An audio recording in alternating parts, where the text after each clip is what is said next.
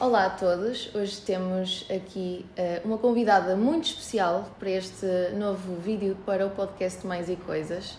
Estamos aqui com a doutora Irina Ramilo e, claro, eu sou a Tatiana. Eu sou a Madalena e sejam bem-vindos a mais um episódio. A doutora Irina é também conhecida nas redes sociais como a ginecologista da melhor amiga, não é? Certo.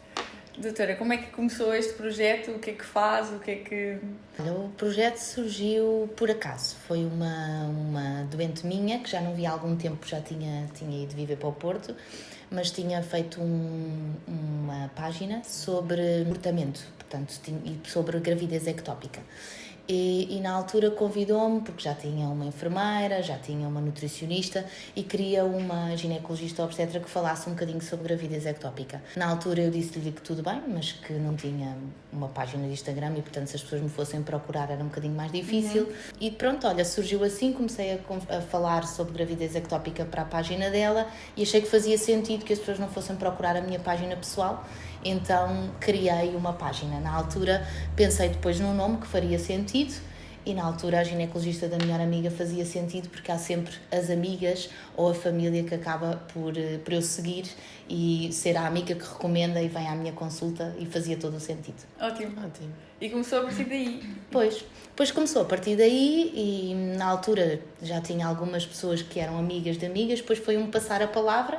E olha, depois quando dei já tinha alguns seguidores e já não consegui voltar para trás e já foi. Agora é um incentivo, acabou por ser na altura da pandemia, acabou por ser a minha psicoterapia, que eu lhe chamo muitas vezes, e acaba por ser um incentivo. Eu também já gostava muito de escrever, gostava muito de falar sobre temas e acho que não só acaba por ser um bocadinho literacia na saúde, eu dou um bocadinho às pessoas e as pessoas dão um bocadinho a mim porque me incentivam cada vez a ler mais e a procurar mais e estudos e afins. Sim, era interessante, nós estávamos, antes de estar a gravar, nós estávamos a falar sobre a página e a doutora estava a dizer que era isso, que os pacientes da doutora chegavam com dúvidas, a doutora ia ler estudos e acabava por não ficar parada no tempo. Sim, um deles era muito engraçado, que era perguntarem porque é que, por exemplo, as grávidas aumentavam de tamanho de sapatos cada vez que engravidavam. E era uma coisa que nós não estudamos na faculdade e que me fazia alguma espécie, então acabei por ir ler e estudar e perceber que era a orientação da curvatura do pé cada vez ficava mais aplanada e, portanto, a pessoa que calçava, por exemplo, o 37 podia calçar o 38 depois de uma gravidez com o peso que a gravidez fazia e a curvatura do pé deixava de estar tão acentuada. Que engraçado. Não fazia ideia. Pois. Mas é interessante porque eu própria tive que começar a comprar o calçado no tamanho acima, porque eu também não me servia. Não só pela retenção de líquidos, não é? Que a gravidez... Mas pelo tamanho do pé em si. Sim, pelo tamanho do pé em si. Eu tenho uma amiga que me diz que não pode engravidar mais porque senão cada vez compra mais sapatos. Mas a minha mãe disse que aumentou um tamanho de sapatos e que nunca mais voltou. Portanto, há alguns temas que não são tão científicos e que a grávida e as mulheres em si na consulta acabam por me incentivar a ir ler mais e a perceber cada cantinho da obstetrícia. Sim. É super engraçado. A doutora Irina foi a minha obstetra e eu lembro-me de chegar com questões e dúvidas e isto era uma coisa muito engraçada e a doutora dizia-me o que sabia, mas na consulta a seguir dizia, olha, eu li um estudo sobre e pronto, e tirava a dúvida. Sim, eu acho que o que faz parte de nós vigiarmos os 9 meses da gravidez é muito, às vezes é um bocadinho difícil quando nós estamos a vigiar uma mulher que chega só mais tarde, portanto criar a empatia é difícil, mas estes 9 meses significa tirar-te as dúvidas, diminuir-te a ansiedade e fazer com que faças o caminho destes 9 meses mais calma e com mais certezas que vais conseguir. Sem dúvida. Então, eu concordo com isto, mas eu não sei a opinião da doutora. Ser sempre seguida pela mesma obstetra é importante? Claro, é importante. Claro que é difícil, nem todos vão ter acesso a ter uma obstetra particular, não é? em regime privado, não é? Hoje em dia o hospital público é mais difícil ter uma obstetra que siga sempre a gravidez toda, se for seguida a nível hospitalar. Claro que a nível do centro de saúde é só uma médica, uma medicina geral e familiar que segue a gravidez.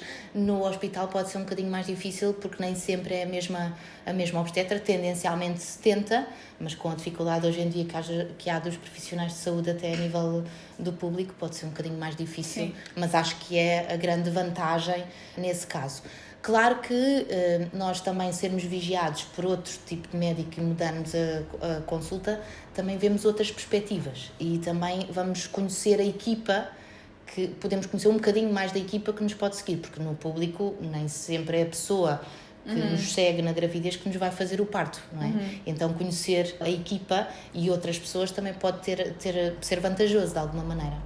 Claro que sim. Eu tinha uma questão, que é, relativamente ao parto, a doutora consegue explicar-nos quais são as diferenças e se é mais vantajoso ou não, mais doloroso ou não, sobre a cesariana e o parto normal, vaginal? Tendencialmente sou uma médica vaginalista, portanto eu defendo o parto vaginal, e estávamos aqui a falar as duas, que a Madalena vinha muito a pensar em fazer uma cesariana. Porque morria de dor, morria de medo da dor. Sim, morrem de medo da dor, morrem muitas vezes com medo e ansiedade do desconhecido.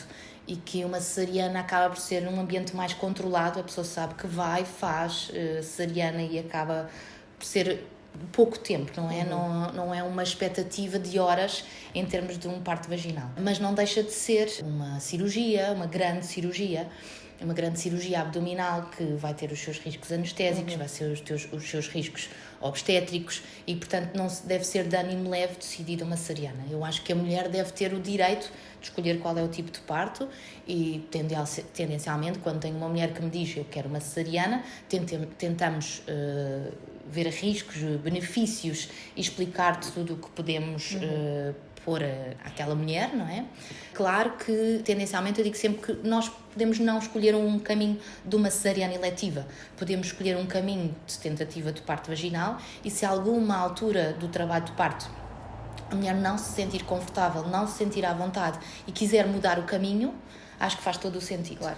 E é isso, tendencialmente, quando tenho uma mulher que me diz que era uma cesariana, eu tendencialmente tenho a tendência de oferecer de maneira a que a mulher possa mudar o caminho no trabalho de parto, mas se sinta à vontade de se sentir confortável para ter um parto vaginal, que o faça. Claro. Que o parto vaginal tem todos os benefícios, quer para a mãe, quer para o bebê, do que propriamente uma cesariana. Mas, claro, há indicações obstétricas para uma cesariana e também não acho que deve ser o fim do mundo e não devem ser, as mulheres não devem ser oprimidas nem julgadas de terem uma cesariana por opção ou não. Mas a verdade é que com uma cesariana, depois dos primeiros dias de vida do bebê, a mãe não está tão apta, não é? Olha, eu digo sempre, depende. É? Porque há partes vaginais que são mais difíceis e que a mulher pode não se sentir com condições. Por exemplo, um parto vaginal que perca mais sangue, que tenha mais dificuldade, que tenha uma laceração maior e que possa ter uma difícil recuperação. Portanto, há partes vaginais que são mais difíceis de a mulher se sentir à vontade de cuidar do bebê e cesarianas que, por uma cirurgia abdominal, que criam mais dor, porque não deixa de ser uma cirurgia de ser mais difícil de ter cuidados ao bebê. Portanto, eu acho que isso depende muito. Ok, então é mito. Nós estamos aqui a dizer que a recuperação é melhor. Exatamente. Mas tendencialmente um parto vaginal, a recuperação é melhor porque a mulher tem menos dor e consegue ter um acesso mais fácil ao bebê. Por falar em parto vaginal, a epidural tem riscos? Quais são os riscos da epidural? E se é possível sequer ter um parto sem dor? E outra questão, isso tem efeitos a longo prazo? Ora, uma epidural é uma técnica anestésica, não é? Que, como tudo na vida, tem riscos e benefícios. Tendencialmente, é uma anestesia que é ponderada com a mãe e o bebê e, a maior parte das vezes, e tem muito poucas complicações, com uns riscos muito raros, mas que existem.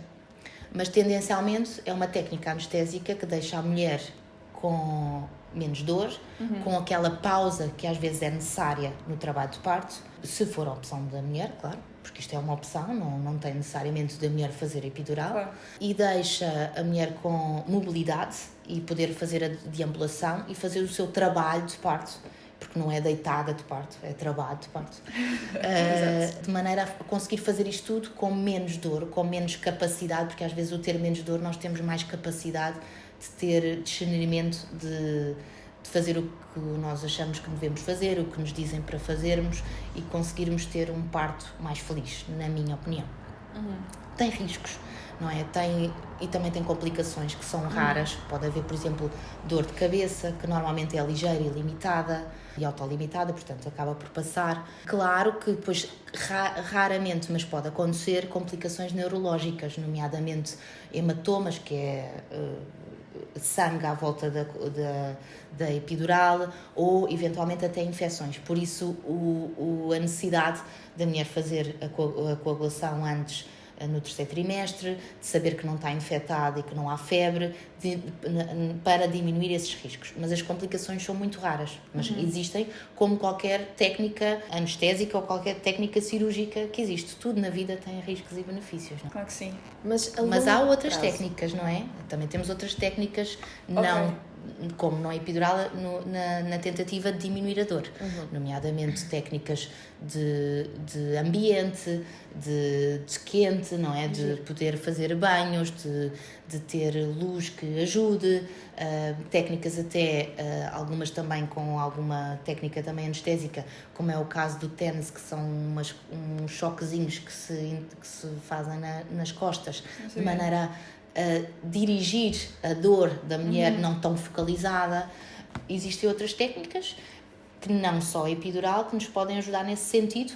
Claro que a epidural acaba por ser um bocadinho mais efetiva se a mulher tiver a opção de não querer ter dor no trabalho de parto ou de tentar diminuí-la, que normalmente mantém alguma pressão na expulsão do bebê e não é dor, mas acaba por ser algum incómodo na expulsão do bebê.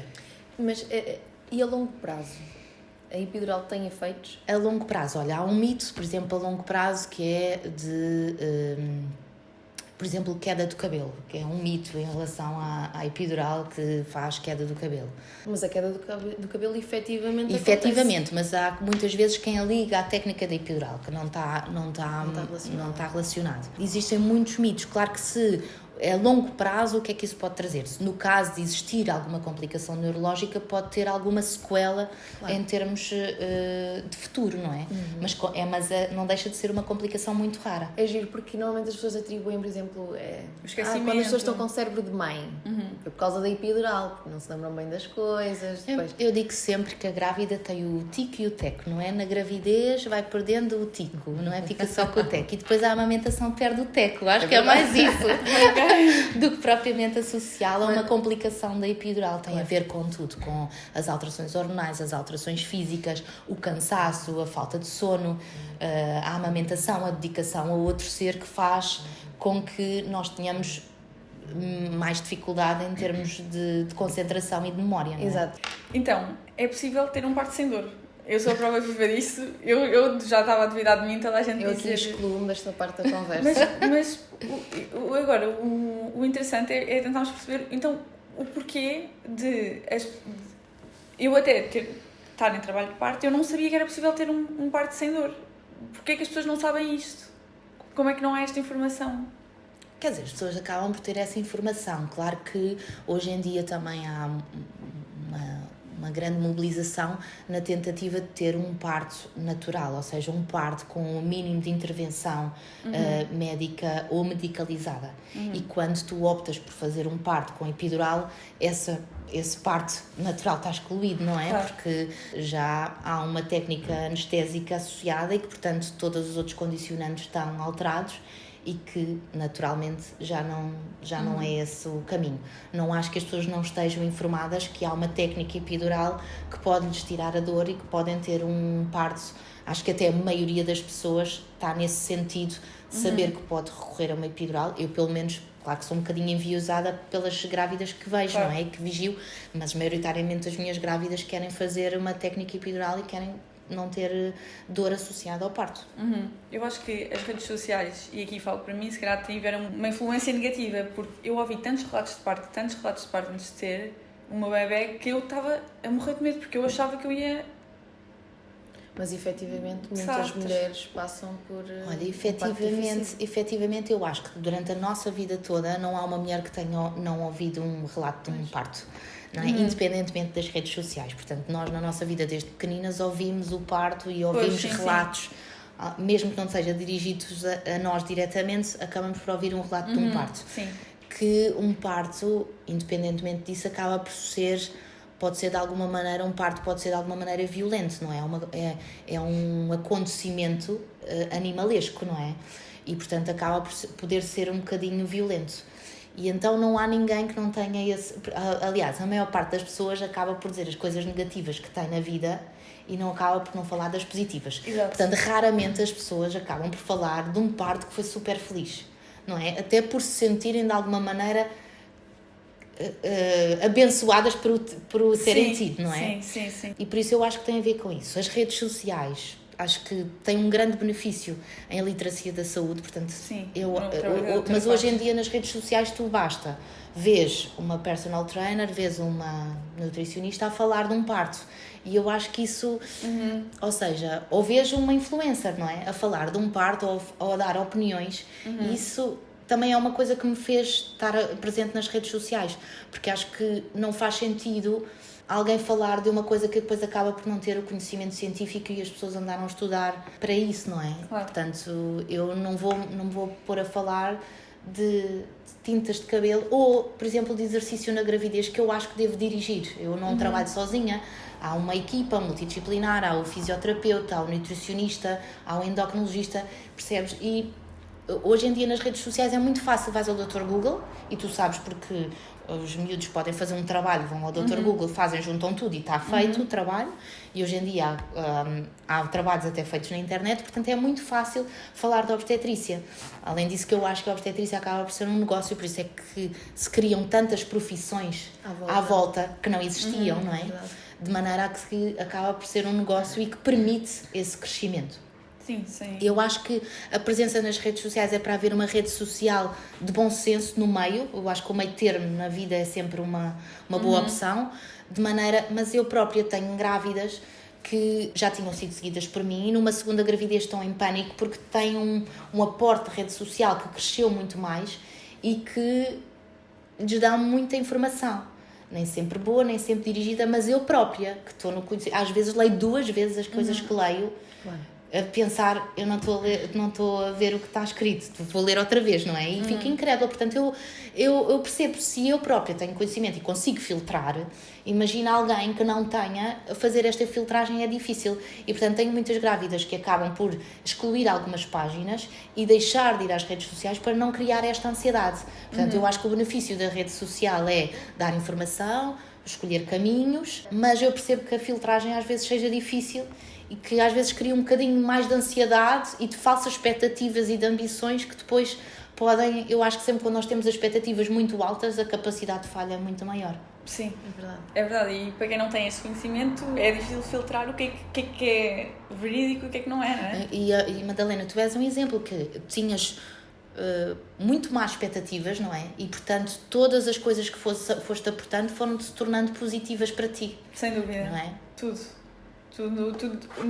Pronto, ao longo da minha gravidez, eu testei estar grávida, mas eu acho que dentro do que eu testei correu tudo lindamente. Pronto, e tu não gostaste de estar grávida e deu porque eu fiz um post que era o estado da desgraça, não é? Exato. Que às vezes é isso, não é? Falarmos um bocadinho de... E Sim. tenho muitas grávidas que não gostam de estar grávidas e que não veio o fim aos 9 meses para acabar. Eu acho que também uma das coisas que me fez testar estar grávida foi eu ter vomitado os 9 meses. Eu acho que isso foi péssimo. Gravidez após os 35 anos. Olha, é o que mais se vê, não é? Pois. Eu às vezes tenho...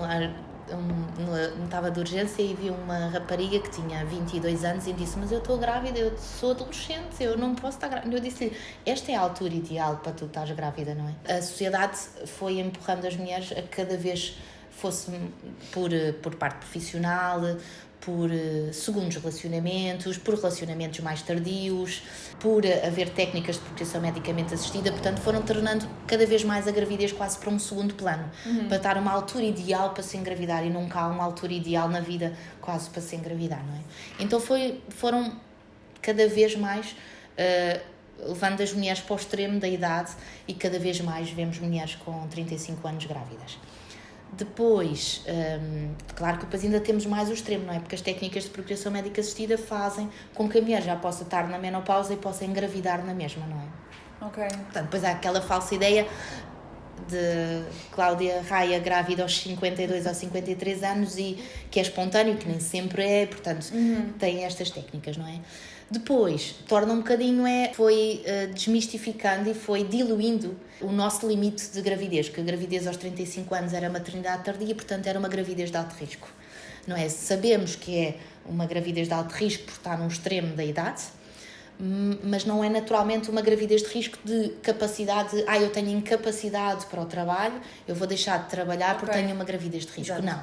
Uma gravidez de risco, e isso há fatores maternos, nomeadamente a idade materna, as doenças crónicas existentes, a medicação, ou fetais, como é o caso de malformações fetais, ou condições na gravidez anteriores, como perdas recorrentes, por aí.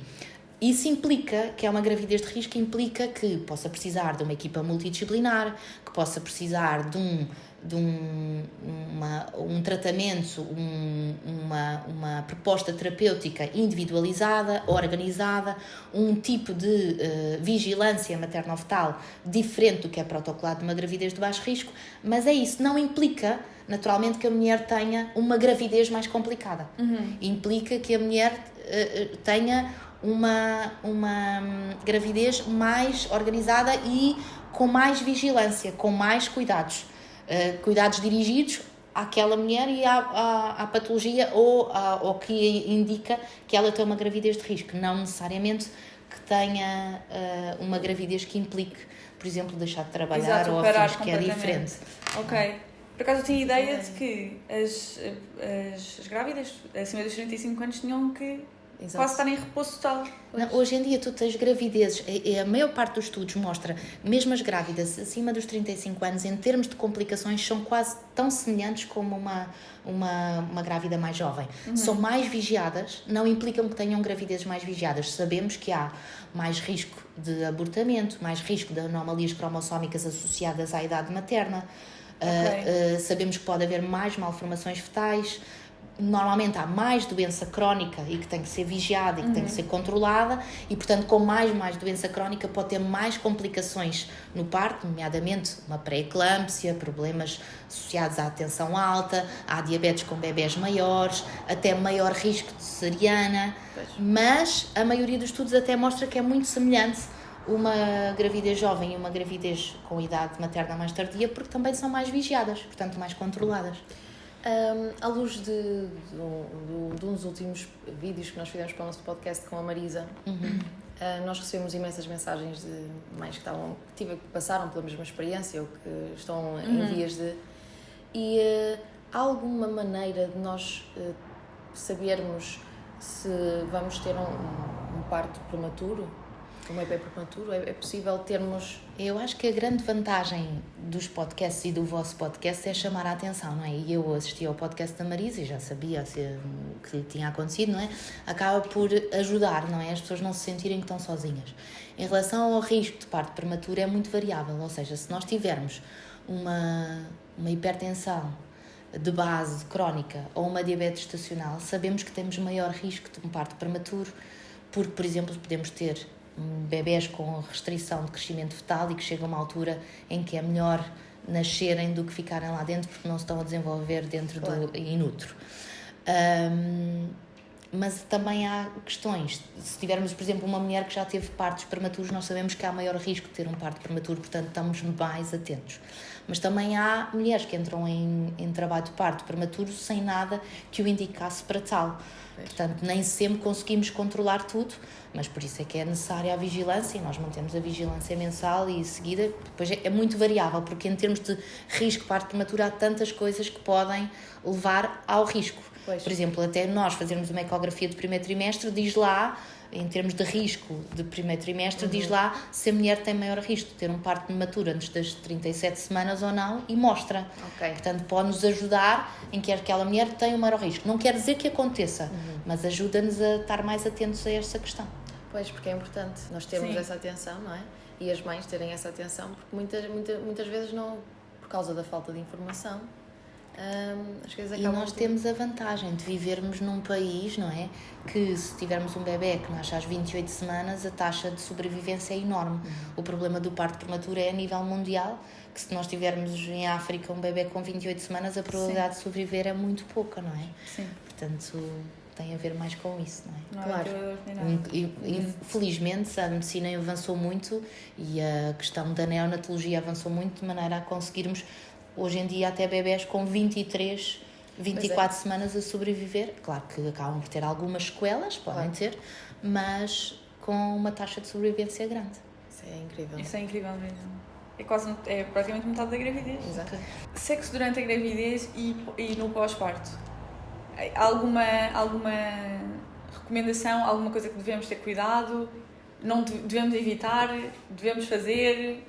O que é que... Olha, por exemplo, sexo na gravidez. Eu acho que a sexualidade não é, tem muito a ver com o pensamento, com as ambições, com as expectativas, com a parte biopsicossocial da mulher. Portanto, eu acho que a sexualidade é para manter na gravidez. A maioria dos ginecologistas e dos obstetras no primeiro trimestre aconselham a não ter tantas relações sexuais. Nem há grande base científica nesse sentido, mas como no primeiro trimestre há algum risco de abortamento, se houver um descolamento do trofoblasta, ou seja, um descolamento ali do saco, a própria relação, o impacto pode de alguma maneira despoltar e aumentar o descolamento, não é? Depois, no terceiro trimestre, a maioria das obstetras dizem tenham relações sexuais porque ou é o treino, é um trabalho, não é? E acaba por estimular um bocadinho a ocitocina natural e pode induzir a contratilidade. E o próprio orgasmo feminino para o orgasmo feminino também induz alguma contratilidade. Ok. Descreve-se, é um meio termo. No segundo trimestre é quando as mulheres têm mais tendência, têm a libido mais aumentada, têm a gravidez mais plena, com menos sintomas do primeiro trimestre e do segundo trimestre e se sentem mais felizes e há mais sexualidade nessa altura. Portanto, a mulher deve manter e o casal deve manter sexualidade. Claro que há indicações obstétricas para não o fazer, não é? Imagina, colo curto, risco de contratilidade e de parto pré-termo, ou alguns descolamentos de placenta pode, por indicação obstétrica, impedir que se tenha relações sexuais. Okay. Depois, há muitos mitos associados, não é? Que a maior parte das vezes até vem com a parte masculina que pensa que é assim, o bebê não está a ver, o bebê não sente. Depois também há uma crença imoral, não é? Da parte bíblica, que ter relações com uma grávida não era o correto, não é? Também, pronto, vale o que vale. E pronto, também quando se tem relações não se toca no bebê. Okay. Não é aquela ideia de tocar Por acaso, no bebê. isso era uma questão... Isso era uma questão... Eu não deixei de fazer, até porque a doutora aconselhou a que continuássemos e nós vivemos a nossa vida normal. Mas uma das coisas que nós comentávamos de vez em quando era: será que ele não sente? Sim, ele naturalmente há de sentir o impacto, não é? Mas é a mesma coisa do impacto, se estiveres a andar, se estiveres a correr, não é? Portanto, não é um sentimento, não é? Mas há muitas pessoas que pensam que tocam na cabeça, mas não é, porque nós temos o útero e depois temos o colo e a vagina, portanto, são coisas, não são no mesmo compartimento. Portanto, há esses mitos associados à sexualidade, claro que sim, e que devem ser desmistificados. Sem dúvida, porque foi uma dúvida minha se nós se tocávamos no bebê ou não. Quer dizer, eu não, mas o meu marido. Depois, no pós-parto, são coisas diferentes, não é?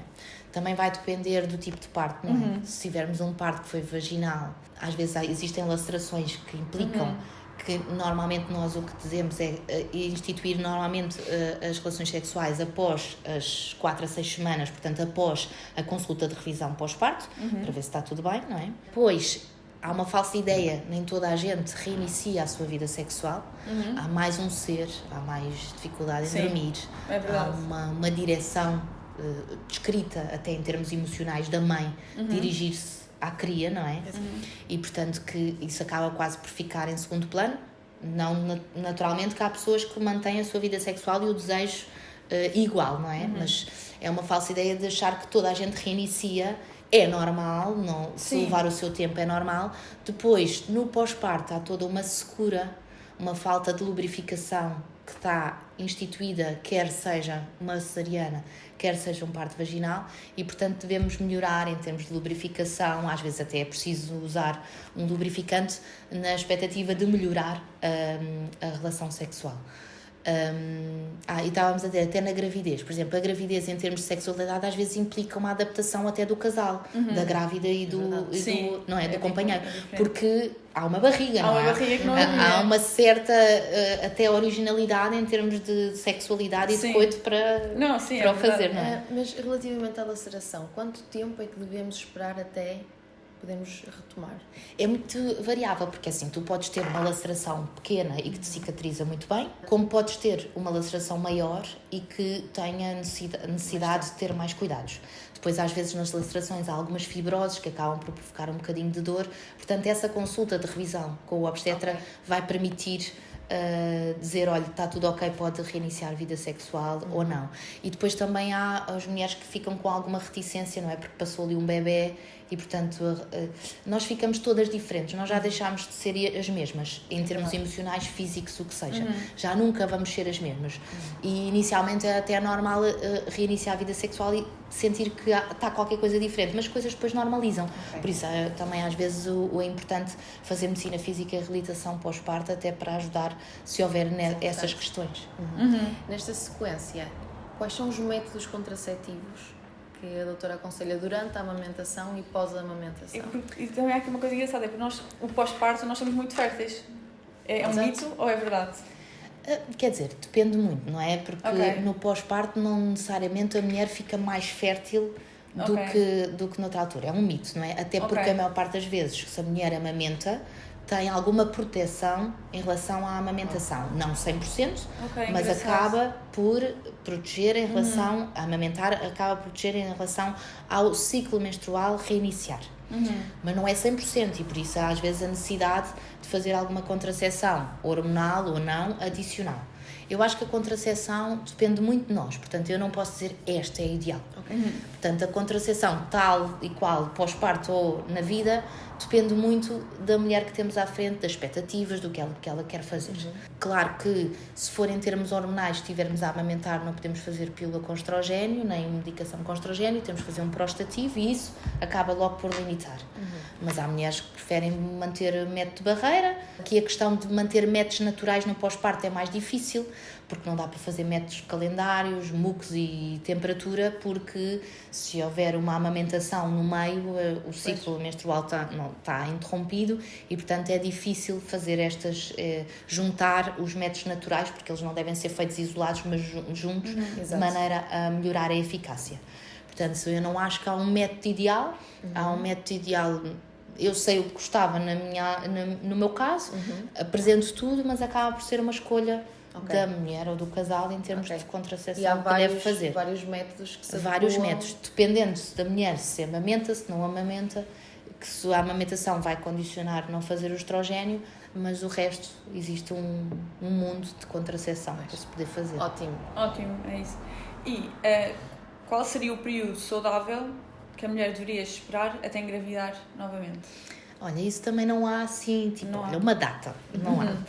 As mulheres, se tiverem um parto vaginal, podem engravidar logo a seguir. Claro que se tiverem a amamentação diminui, portanto o próprio organismo acaba por dar o sinal quando é que aquela mulher deverá engravidar ou não. Claro que se tu tiveres uma cesariana, tens uma cicatriz uterina e, portanto, deves-lhe dar algum espaço para haver a cicatrização dessa cicatriz. O que está mais ou menos instituído é os 9 meses. Portanto, os 9 meses do bebê, pode-se engravidar ao fim dos 9 meses do bebê, mais 9 meses da gravidez, são 18 meses, já permite aquela mulher também experimentar um parto vaginal pós-cesariana. Antes disso pode aumentar um bocadinho os riscos, também não são assim tão grandes, mas pode haver o risco e a mulher tem que ter a noção dos riscos que corre de fazer um parto vaginal pós-cesariana. Estes serão talvez assim os limites, embora não sejam estanques. Sim. E cientificamente e conforme os estudos também vai variando um bocadinho. Quem faz uma cesariana deve fazer cesarianas sempre? Não necessariamente. Há muitos partos vaginais pós-cesariana. Até há agora algumas pessoas a fazer partos vaginais após 2 cesarianas. Eu sou risco acrescida, a mulher tem que ter a noção dos riscos que corre. Idealmente é ter um parto vaginal pós-cesariana para depois poder ter mais possibilidade de outro tipo de parto do que fazer cesarianas em série, não é? Ok, portanto escolher fazer uma cesariana é limitativo. Pode ser, só que neste caso há cesarianas que têm indicação, não é? Pois, Imagina, sim, se tu tiveres uma placenta prévia, que é uma placenta antes do colo, tens uma indicação expressa de cesariana. Portanto, aquela mulher teve que necessariamente fazer uma cesariana. Pois. Numa futura gravidez, pode optar, se não tiver essa condicionante de ter uma placenta prévia, pode optar por um parto vaginal, se tudo correr nesse sentido. Portanto, também depende, não é? E eu digo isto porque aconteceu à minha irmã, a placenta ser diagnosticada prévia, depois não pode ser, ela pode subir, não é? Há uma coisa assim. Não é necessariamente que a placenta suba, não é? Ok. Mas tem a ver com o crescimento do útero. A placenta deixa... Normalmente as prévias permanecem prévias, nem tanto, mas as baixamente inseridas com o acrescimento do útero normalmente depois ficam mais para cima e não implica necessariamente ser uma cesariana, porque tem a ver com a distância do colo à placenta. Mas há tantas indicações de cesariana e eu já tive casos em que mulheres optaram por cesariana porque sentiam que queriam fazer uma cesariana e depois numa segunda gravidez tentaram um parto vaginal, portanto às vezes é um bocadinho, Pois. é muito variável. Eu cheguei com a ideia da cesariana e Às vezes é um Confiança, bocadinho- a confiança que a doutora transmitiu também Sim. te fez, não é? Eu Ter à acho que é isso, é vontade. tentar não optar logo por uma cesariana eletiva só pelo medo associado à dor e ao parto. Tentamos, vemos, se sentirem confortáveis podem mudar o caminho, se não se sentirem confortáveis, mas se sentirem, porque não é? E tentar... É normal que nós tenhamos medo do desconhecido, mas há coisas na vida que nós temos que seguir em frente mesmo apesar do medo, não é? E, portanto, Sem em dúvida. relação ao parto também é essa questão. Eu tenho mais uma questão, doutora. Deve haver acompanhamento com a nossa obstetra depois do parto? Portanto, depois do parto, nós fazemos sempre uma... Portanto, depois do parto, a consulta de revisão é normalmente às 4, 6 semanas, mas entre as 4 a 6 semanas podes precisar da tua obstetra, não é? Porque não consegues amamentar, porque precisas de ajuda na amamentação, porque a tua laceração ou a tua episiotomia não está bem, porque tiveste hemorragia pós-parto e estás a perder sangue. Portanto, há uma série de condicionantes que podes precisar, nomeadamente, por exemplo, também depressão pós-parto, humores depressivos e que podes precisar de orientação nesse sentido. Portanto, estas 4 a 6 semanas é deixar, se precisar de nós, saber que pode contar connosco nessas 4 a 6 semanas. Essas 4 a 6 semanas permite a avaliação e perceber se está tudo bem e qual é os caminhos, nomeadamente ou a nutrição, ou a medicina física e reabilitação, ou em termos de contracepção, de cuidados, tudo, não é?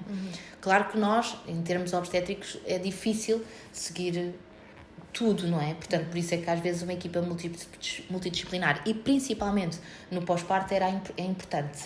Às vezes é difícil, não é? Porque ter esta equipe implica muitas vezes a parte monetária, não é? Claro. E que hoje em dia é difícil. Depois vais manter o teu seguimento, a tua obstetra naturalmente há de ser ginecologista também e manter o rastreio e a necessidade de fazer exames complementares que sejam adequados àquela faixa etária da mulher, não é? E agora, para mães, não mães, quanto tempo, com que frequência é que as mulheres, no geral, devem ir ver a ginecologista?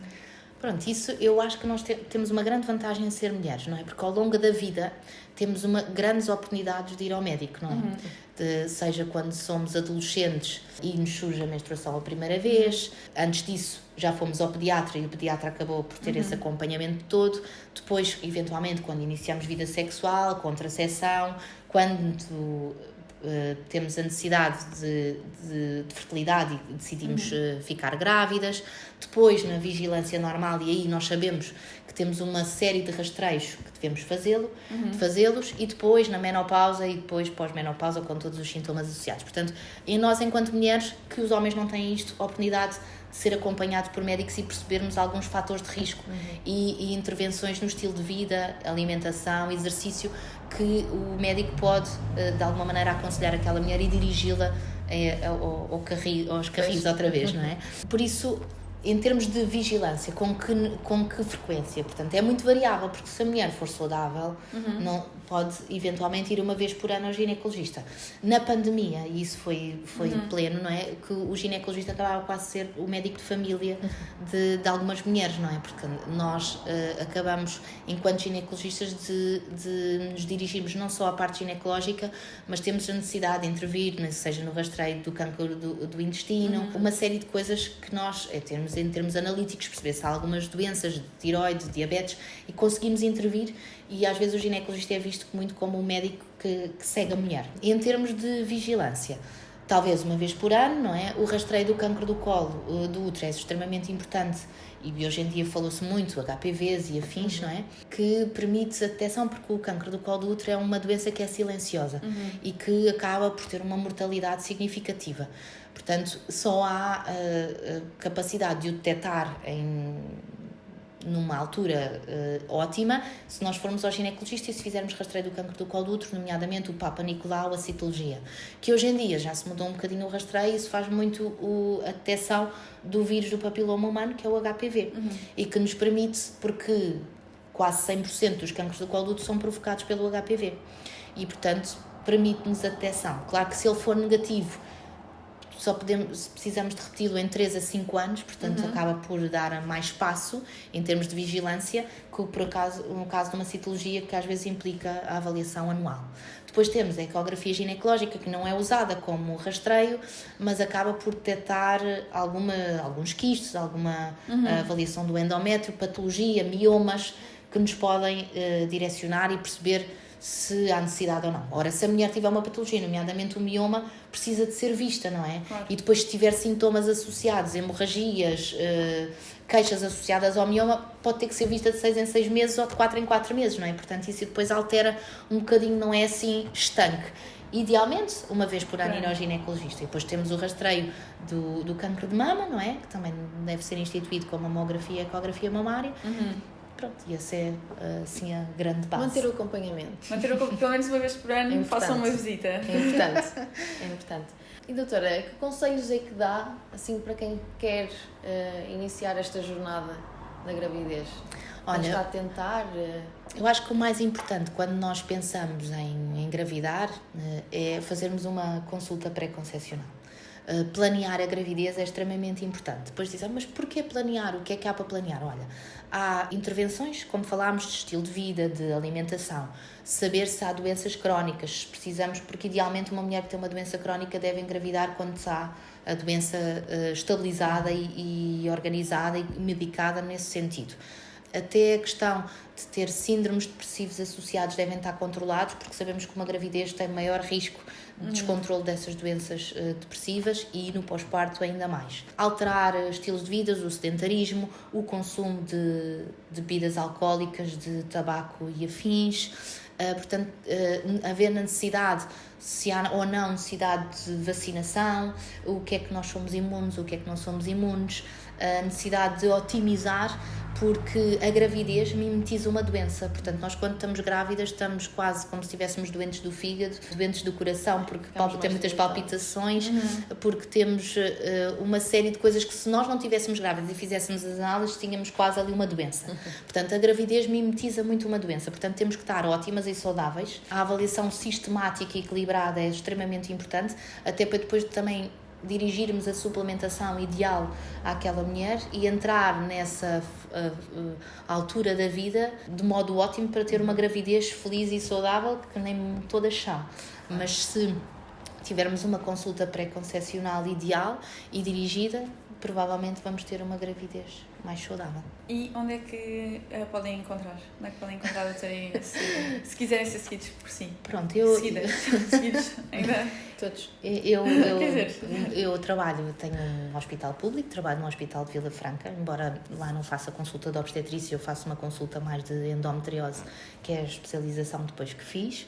E, portanto, no hospital público é mais essa vertente, portanto, mais em termos de endometriose. No privado, eu trabalho no Hospital dos Lusíadas de Lisboa e tenho uma clínica onde trabalho. Portanto, o mais fácil é, através do site www.ginecologistadamelhoramidica.com, preencher o formulário e depois serem dirigidas aonde faça mais sentido.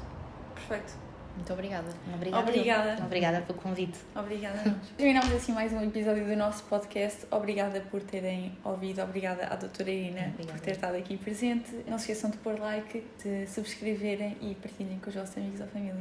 Beijinho. Até já.